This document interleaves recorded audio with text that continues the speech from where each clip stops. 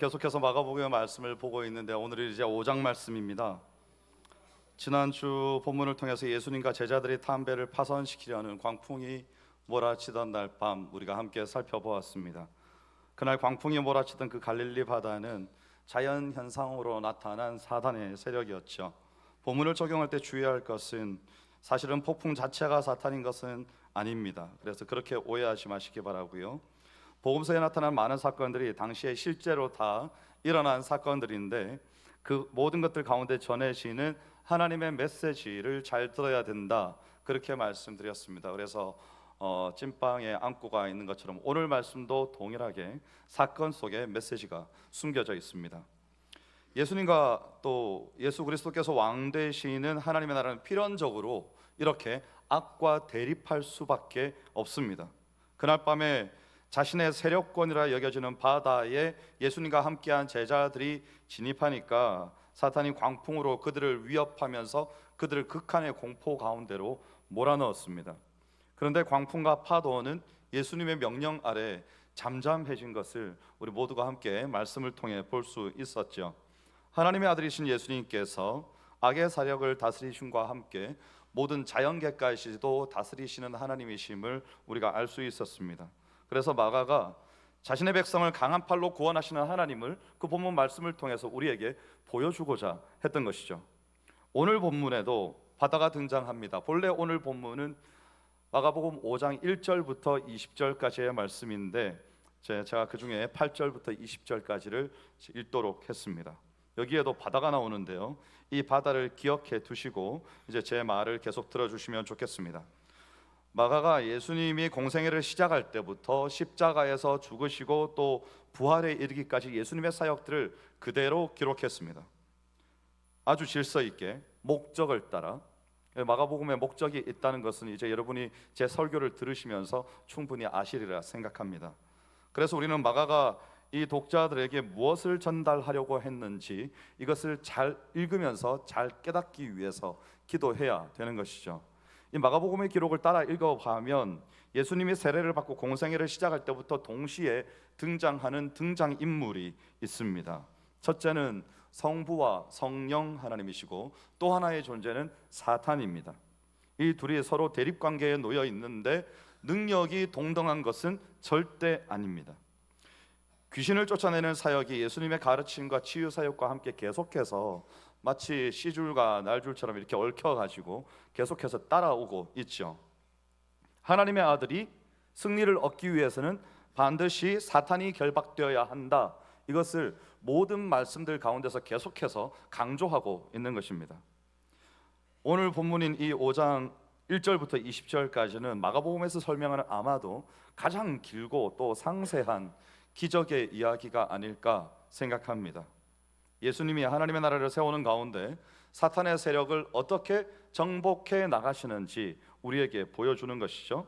사탄의 위협으로부터 백성을 보호하는 광풍을 잔잔하게 하시는 일이 있었고, 또 사탄에게 매여있는 이방인을 자유롭게 하는 오늘 거라사 광야에서 귀신을 쫓아내는 일이 있었고, 또 죽음으로 다 끝난 것 같은 상황 가운데 하나님께서 예수 그리스도를 통하여서 능력, 예수 그리스도께서 곧 하나님이심을 통하여서 죽음조차도 그의 앞에 굴복함을 나타내 보이신 야이로의 딸을 살리시는 이런 사건들, 이걸 통해서 결국은 지금 마가가 뭘 나타내려고 하는가 하면요, 이 사건들을 통해서 십자가에서 죽으시고 부활하셔서 나중에 영원히 승리하게 되실 예수 그리스도께서 받으실 그 영광, 거기에까지 지금 우리를 하나하나의 사건을 통해서 이끌어가고 있는 겁니다.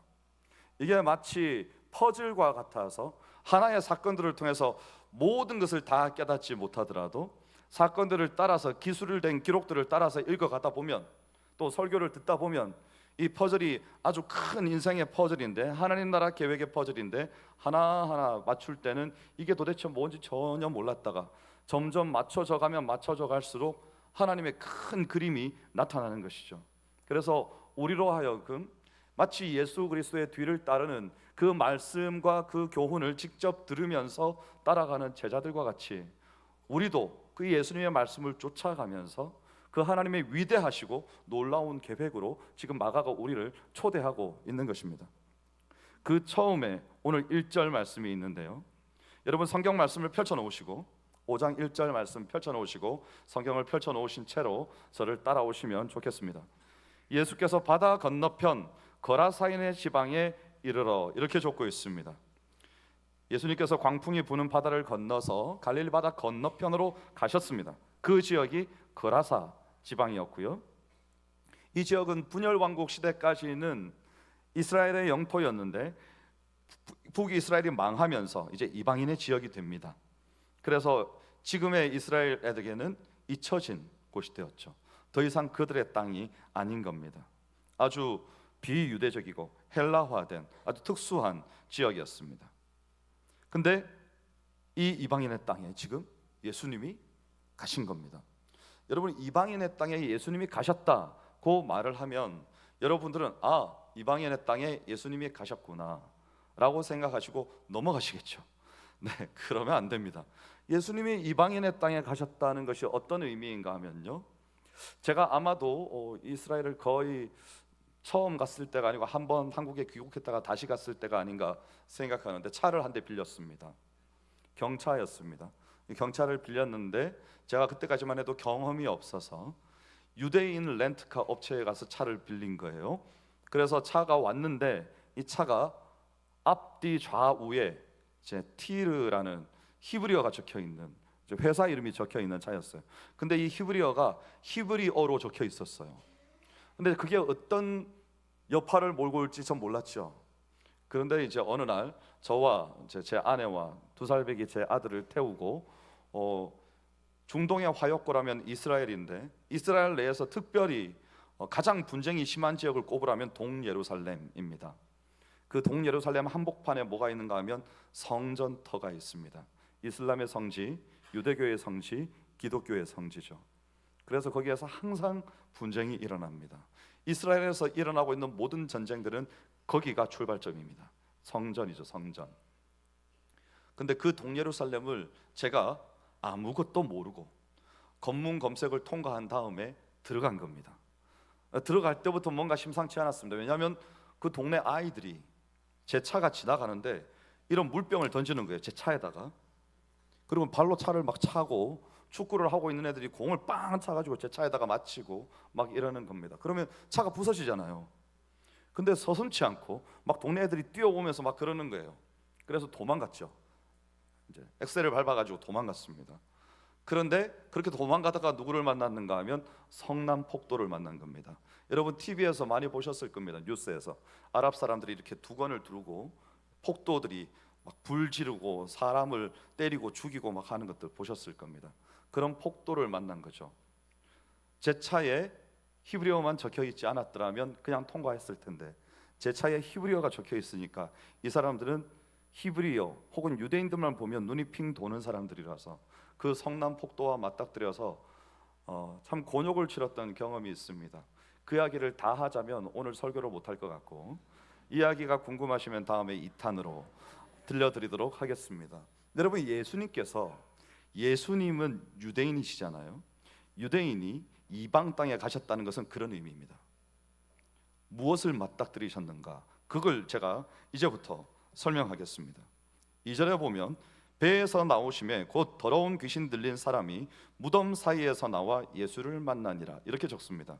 여기에 보면 우리가 주목할 단어가 헬라어로는 에크인데 어디로부터 어디에서입니다. 거기 보면 2절에 배에서 나오심에, 또 더러운 귀신 든 사람이 어디에서 나와요? 무덤 사이에서, 두 군데서 나왔습니다.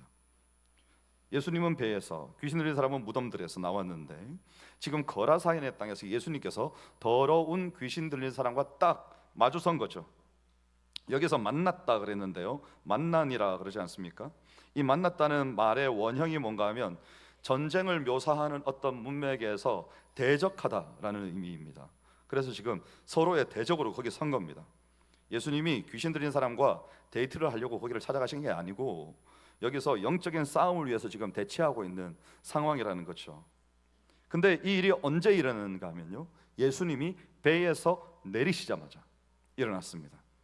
그 지역의 권세로 활동하는 사탄이 예수님의 도착과 함께 이방 지역까지 지금 확대되려고 하는 하나님의 나라를 막아선 겁니다. 더 이상 확대되지 못하도록 감히 막아선 거죠. 그리고 이제 3절부터 5절까지 이야기가 진행됩니다. 그는 무덤 사이에 거처 하는데 이제는 아무도 그를 쇠사슬로도 맬 수 없게 되었으니 이는 여러 번 고랑과 쇠사슬에 매였어도 쇠사슬을 끊고 고랑을 깨뜨렸음이러라. 그리하여 아무도 그를 제어할 힘이 없는지라 밤낮 무덤 사이에서나 산에서나 늘 소리 지르며 돌로 자신의 몸을 해치고 있었더라. 이렇게 적습니다. 무덤 사이에 살았어요.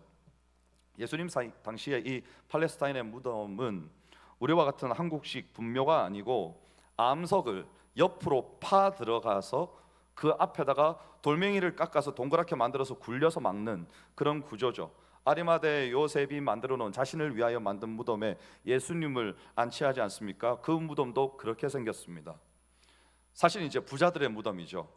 가난한 사람들은 그렇게 하지 못하고요. 그냥 평토장을 바닥에다가 평토장을 하든지 그렇게 합니다. 근데 그런 무덤이었는데 이 사람이 어떻게 하고 있었는가 하면 그 돌을 굴려내고 남자 혼자서 그 돌을 굴려내지 못했을 겁니다.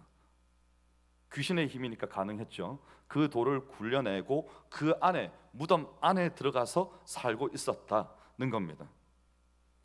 3절과 4절에서 마가가 반복해서 이 귀신 들린 상태를 묘사하는데 뭐라고 쓰는가 하면 아무도 그를 맬 수 없고 아무도 그를 제어할 수도 없었다 이렇게 씁니다. 이런 아무도 맬 수도 없고 아무도 제어할 수도 없다 이런 표현을 보면요, 우리는 일단 똑같은 말이 두 번 반복이 됐잖아요. 그러면 이 말이 우리에게 주고자 하는 메시지가 있습니다. 자, 계속 가봅니다.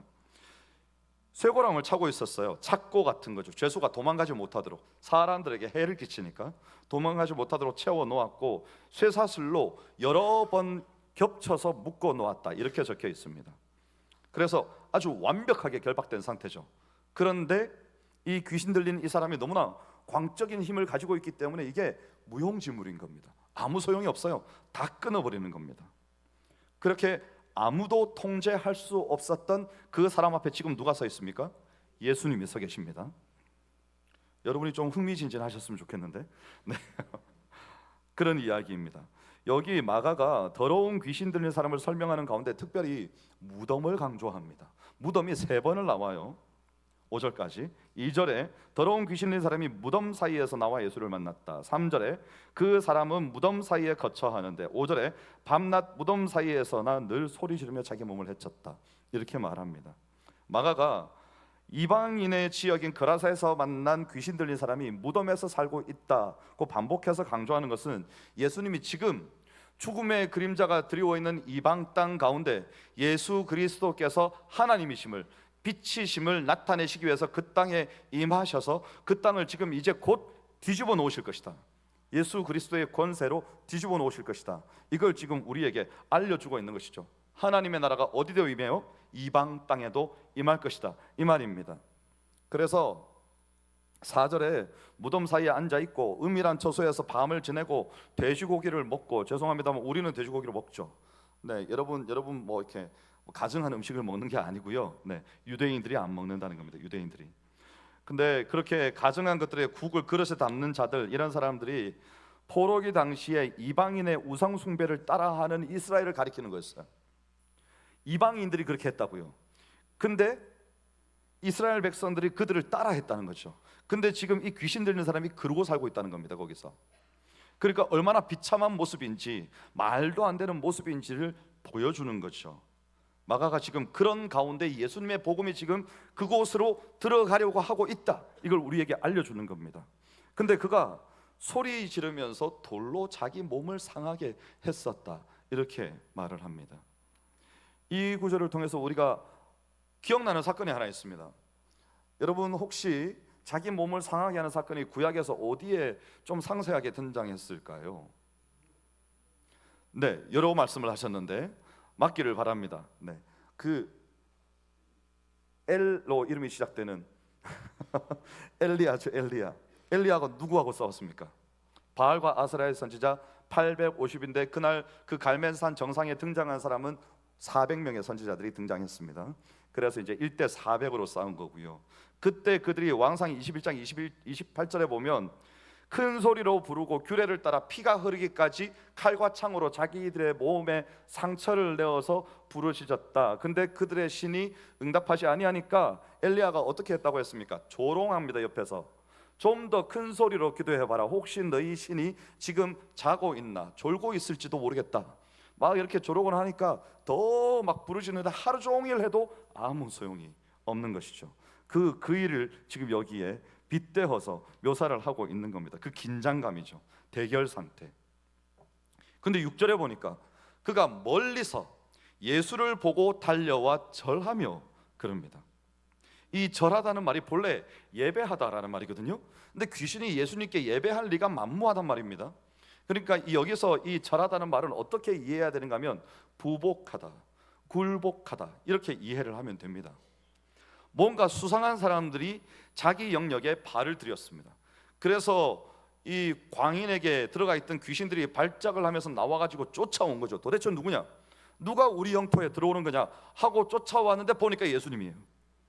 그러니까 여기서 지금 절하다라는 말은 뛰어와서 예수님인 걸 알자마자 꼬꾸라졌다는 말입니다. 그 앞에서 감히 서 있을 수도 없는 존재.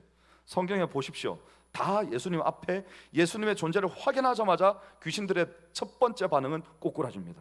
다 엎드리는 거죠. 그 앞에서. 그래서 예수님의 전적인 우위 속에 이제 이야기가 전개가 되는데 그게 7절부터 13절까지입니다. 근데 시간적 순서가 바뀌었죠. 예수님은 이미 명령하셨습니다. 더러운 귀신아 그 사람에게서 나오라고 이미 말씀하셨다고 쓰고 있죠. 주도권이 완전히 예수님에게 있는 겁니다. 귀신들은요 예수님의 이름도 알았고요 예수님의 정체도 단번에 알아봤습니다. 사실은 우리가 모르는 겁니다. 우리가 그 당시에 요한복음 1장 9절 10절 11절 12절에 나타나는 거 보면 자기 땅에 오매 자기 백성이 영접지 아니하였으나 그런 일이 여기서도 벌어지고 있는 거죠. 알아보지를 못합니다. 그렇죠? 귀신들은 알아보는데 사람들은 알아보지를 못합니다. 우리도 혹시 우리의 삶 가운데서 하나님의 역사를 우리가 영적으로 예민하여 깨어있지 못함으로 이 일이 하나님께로부터 왔는지 사람이나 귀신으로부터 왔는지 우리가 깨어있지 못하면 알아낼 길이 없는 것이죠. 영적으로 성령 충만해서 예민하여야 가정이 나아갈 길을 제시하고 내 인생이 나아갈 길을 기도함으로 재단하여 알 수 있는 것인데 모르는 겁니다. 도대체 뭐가 맞는 것인지. 왜냐하면 우리가 말씀을 깊이 담으려고 하지 않고 기도함으로 영적인 분별을 통해서 시대를 헤쳐나가려고 하지도 않고 그러니까 이 당시에 귀신들은 알아보는데 마을 주민들은 알아보지 못하는 그런 사태를 우리도 우리의 삶 가운데 똑같이 만날 수도 있다는 거죠. 이 귀신들이 예수님을 뭐라고 호칭을 하는가 하면요 높으신 하나님의 아들이다 이렇게 호칭을 합니다. 그냥 예수님이 설명하시지도 않았습니다. 그 앞에 딱 섰는데 알아보면 엎드려서 지극히 높으신 하나님의 아들 예수시여. 너무 정말 귀신같이 마치지 않습니까? 그렇죠? 우리도 이렇게 예수님을 알아보아야 됩니다. 우리의 삶 속에서 하나님이 우리 삶 속에 은혜의 역사를 일으키실 때 이 일이 지금 하나님께로부터 온 것이구나. 그러면 순종하여 따를 수 있어야 되는 거죠. 그 일이 내게 좋든지 좋지 않든지 하나님이 인도하시는 일이다. 하나님이 임재하심으로 친히 진행하고 계신다. 그러면 그 앞에 꼬꾸라서야 되는 겁니다. 하나님, 제가 순종하여 따르겠습니다. 그래야 되는 거죠.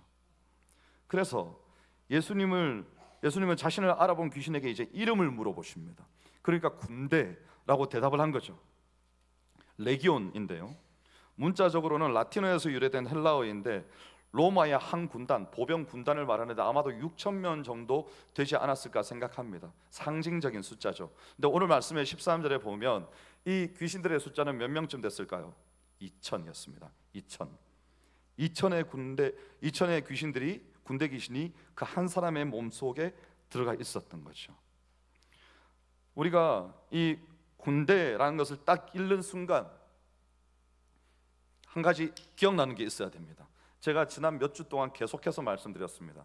마가가 마가복음을 기술하면서 이 마가복음을 듣고 읽는 사람들이 어떤 배경에서 읽고 있는지를 알기 때문에, 그리고 사실 이제 마가를 읽은 사람들이 로마에 있었던 사람인 것 같으면 유대인이면 알았겠지만 혹시 이방인이 이것을 읽었다면 몰랐을 수도 있는데, 마가가 이 사건들을 무엇으로 기술하는가 하면요, 구약 성경의 창, 출, 래, 민, 신 5권의 책을 제외한 그 이후에 말라기까지, 그리고 신약 성경 마태복음부터 요한계시록까지 모든 책들을 다 누가 썼는가 하면 이 이스라엘의 유대인들이 썼단 말입니다.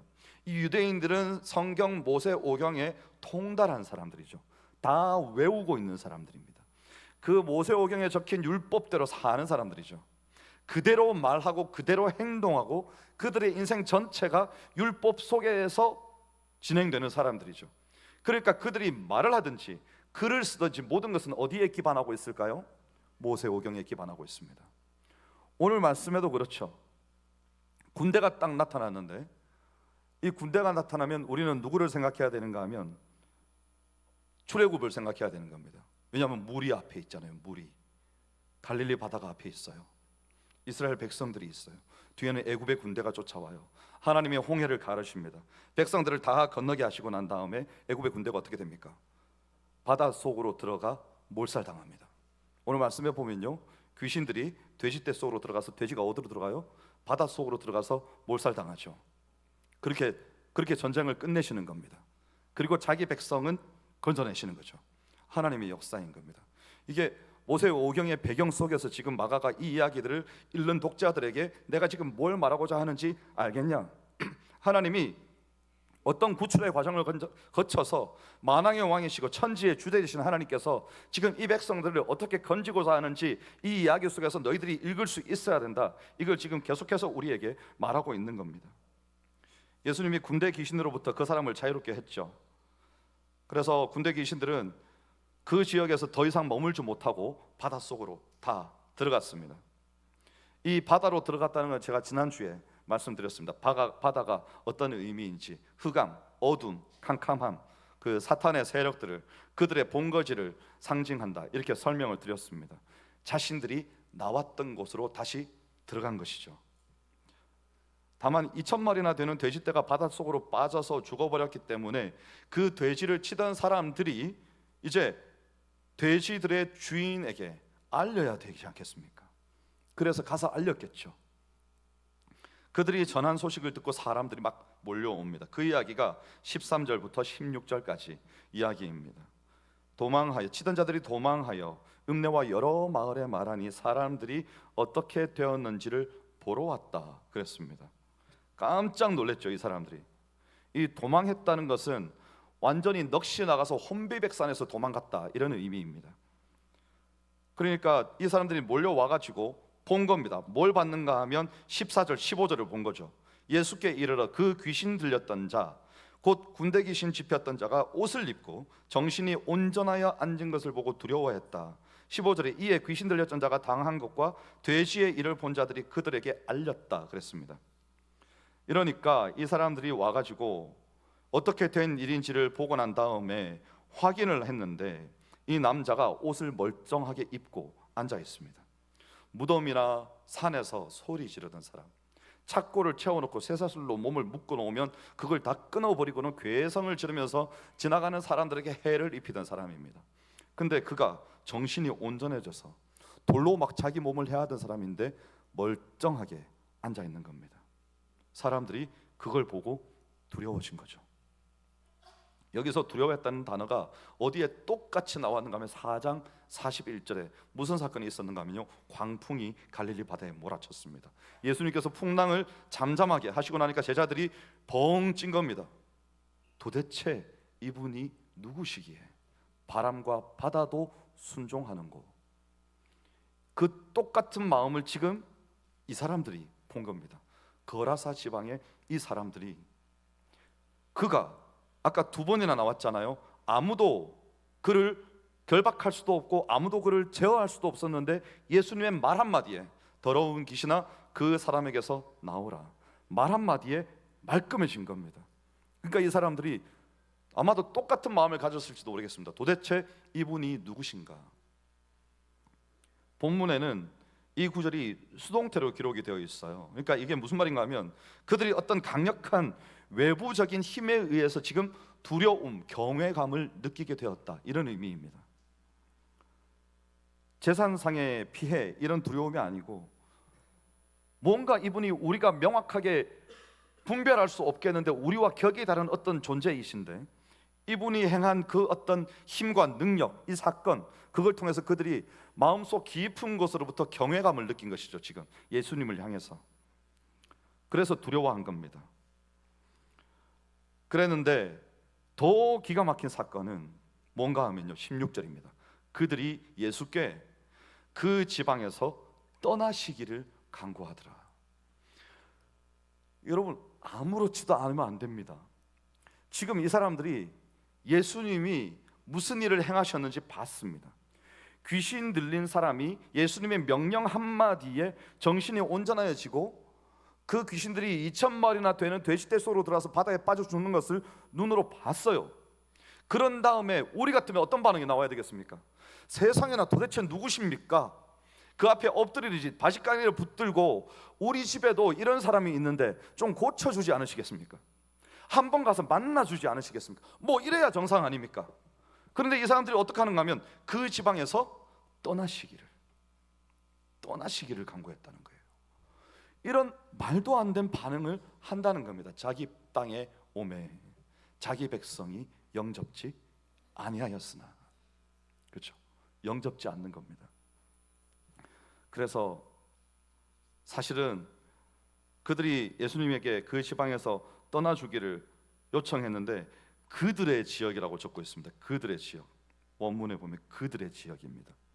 여기가 그들의 땅입니까? 지금 누구 앞이죠? 예수님 앞입니다.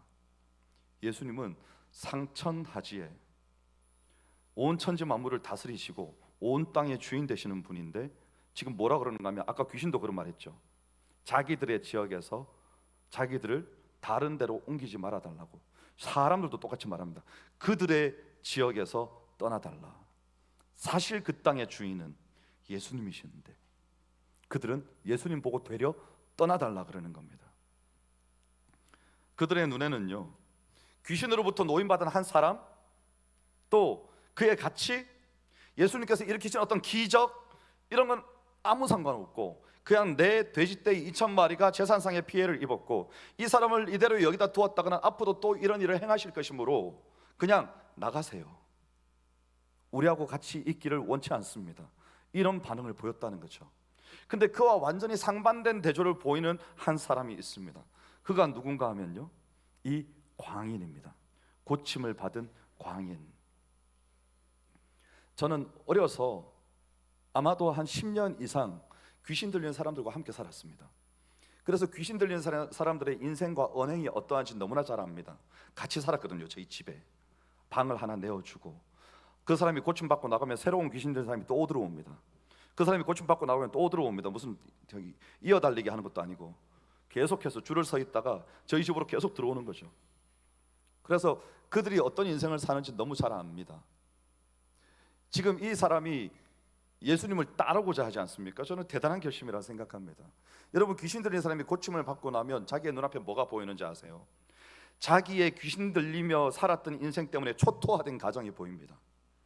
그리고 주위에 나 때문에 피해를 입은 수많은 사람들이 눈앞에 보입니다. 내 잘못은 아니죠. 왜냐하면 내 안에 귀신이 역사했던 거니까. 근데 귀신이 떠나버리고 난 뒤에 책임은 누가 져야 돼요? 내가 져야 돼요. 내가 했던 말들 너무나 선명하게 기억합니다. 저희 아버지가 머리에 손을 얹고 안수기도를 하는데 계속해서 안수기도 했습니다. 하루에도 몇 번이고. 그렇게 기도하면 무슨 목사가 기도를 그렇게 해? 제대로 준비하고 온 거 맞아?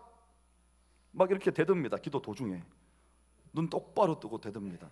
계단에서 계속해서 몸을 굴립니다. 저희 집은 계단이 높았어요. 이렇게 그 높은 계단에서 몸을 굴려요, 귀신이.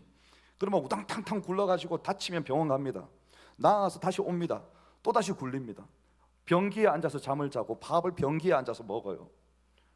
귀신 들린 사람들이 일상이 그래요. 그냥 그렇게 사는 겁니다. 그 나음을 입었어요. 그러면 어머나 세상에 너무 잘 됐다 이러고는 이제부터 행복하게 살자. 아니요.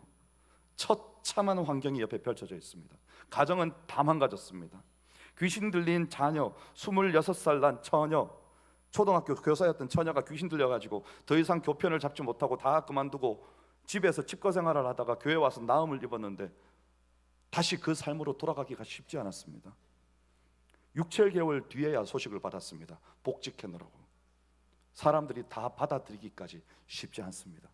그런 인생을 이 사람도 2000이나 되는 귀신이, 군대 귀신이 들어가 있었는데요, 나음을 입었습니다. 근데 저는 그의 반응이 감동적입니다. 제가 주님의 뒤를 따르게 해주십시오, 이렇게 말하는 겁니다. 예수를 그 지역에서 떠나기를 강구했던 이 마을 주민들, 예수님께서 자신들의 왕이시고 진정한 그 땅의 주인이심을 알아보지 못하고 쫓아내려 했던 사람들, 그 수많은 사람들이 있었는데 그 중에 한 사람만이 예수님을 만나고 그 능력을 경험하고 온전히 변화되어서 그를 따르고자 한 겁니다. 그런데 예수님께서 기막힌 처방을 내리십니다. 어쩌면 그에게는 괴로웠을지도 모르겠습니다. 왜냐하면 예수님께서 네가 살았던 곳으로 다시 돌아가라 말씀하신 거예요. 정말 괴로웠을 것 같아요. 왜냐하면 그가 귀신 들려서 했던 행동들, 살아온 인생이 있지 않습니까? 그걸 그대로 본 사람들이 그 마을에 있습니다. 그들에게로. 근데 그가 예수님의 명령을 받아 돌아가는데 예수님께서 두 가지를 말씀하시죠. 가서 네가 누구를 만났는지, 얼마나 큰 일, 곧 예수 그리스도의 복음으로 말미암아 어떻게 변화되었는지를 그들에게 전파해라, 이걸 말씀하신 겁니다. 오늘 우리 주님께서 이 본문을 통해서 우리에게 말씀하시는 두 가지입니다. 여러분은 이 수많은 마을의 주민이십니까? 아니면 예수님을 만난 거라사 광인 한 사람이십니까? 두 번째는 주님께서 우리의 아프고 괴롭고 기억하기도 싫은 삶의 현장이나 그 과거의 역사나 누군가에게로 돌아가라고 하실 때, 그들에게 가서 너의 변화된 삶을 통해서 나를 만났던 것과 나를 통해서 받은 복음으로 말미암아 변화된 너의 인생을 증거해라, 전파해라 말씀하실 때 여러분은 기꺼이 그 증인이 되시겠습니까? 네, 감사합니다. 손 들고 답해 주셔서. 여러분, 우리 모두가 예수님의 이 부름 앞에 답할 수 있기를 원합니다. 그 한 사람이 되기를 원하고 그런 증인이 되기를 원합니다. 우리의 삶 속에서 예수 그리스도의 왕되심이 나타나는 그런 저와 여러분의 삶이 되시기를 주의 이름으로 축원합니다. 기도하겠습니다. 하나님 감사합니다.